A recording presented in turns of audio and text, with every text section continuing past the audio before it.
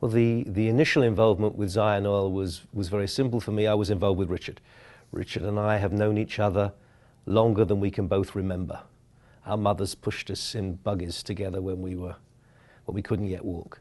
So Richard and I have been to every school we've been to together. We've shared many things together. He was my best man, I was his best man, and so the relationship is very special. He started an involvement with Zion Oil when he first became involved that I wasn't really involved in. And the story was fascinating. And at that time, in those early days, a really rather eccentric story. But Richard was involved in it, and therefore the normal questions I would have asked, I tended not to ask because Richard was asking. So that was the day one involvement. After a couple of years, I think it was, I met John Brown. And John Brown has a way of chatting with you in a very innocent way. And then suddenly, a little while later, John Brown's got ideas for you. And he had ideas for me, and the next thing I know, I'm more involved, and I want you to be a non-exec. And Richard had been very subtle about it because he wouldn't push for anyone, but I had different skills to those skills at the time on the non-executive board.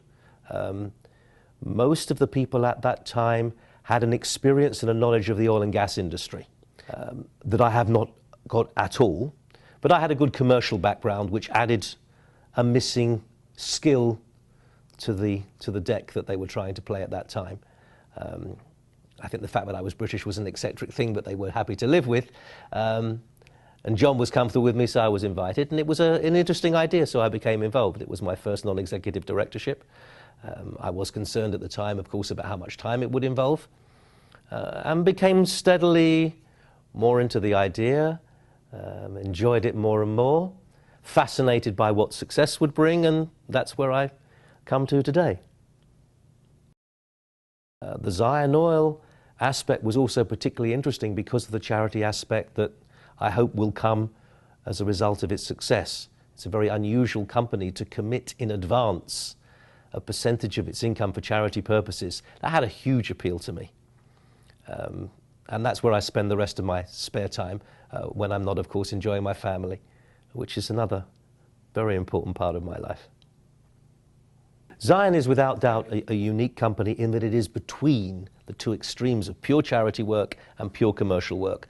Having said that, it is a commercial corporation, it is a NASDAQ quoted company, and all decisions and all matters must be handled purely commercially to the best of our ability.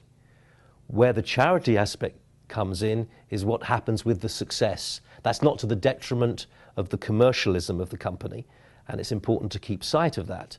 Certainly those people who are particularly charity orientated might be tempted to go a little bit too much towards charity. So the mix has to be very, very clear. First and foremost, it is a commercial corporation run by professionals to the maximum of their ability within all the rules and regulations. So far, we haven't had the ability to maximize on the charity aspect, so no dilemma exists yet. Frankly, I really look forward to that dilemma being there. But even at that time, I don't think anybody will lose sight of the fact that it is a business. The potential for the success of Zion Oil to literally change Israel and potentially the face of the Middle East, to me, is a realistic dream. It's not just a hypothetical, wouldn't it be nice? It really would make a difference. The finding of material amounts of oil, not just good for the state of Israel, in terms of helping its own economy, which is clear and obvious, but in the greater picture could actually help the state of Israel within the world and ultimately, hopefully, lead to a sooner and more lasting peace within the region. Israel would cease to be the little barnacle on the side that doesn't have anything that needs to be propped up by America. It could perhaps prop itself up in of itself. So there was a great goal if we could really find oil there. And that gave me a buzz. Having been, as a kid involved in seeing what was happening in Israel, in living through the '67 war, in being in Israel shortly after the '67 war, I was a volunteer with Richard during the Yom Kippur War, and we actually got there before the ceasefire. And we saw what the country was like during a time of war. So to bring a successful peace to Israel is something that I never dreamed I could possibly be involved in.